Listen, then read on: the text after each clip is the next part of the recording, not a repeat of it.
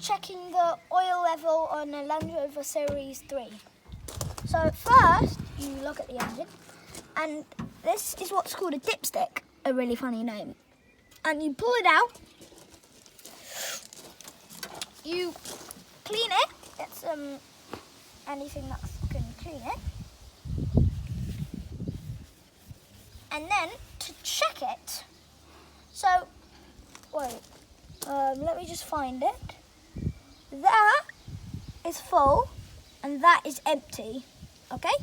So we'll check if it's empty or full. So first we need to put it back in. Yeah. All the way down. We need to just give it a little push. Yeah. Wait for 3 seconds. Pull it out. And then we see. And look, it's full. Because the oil is going to there.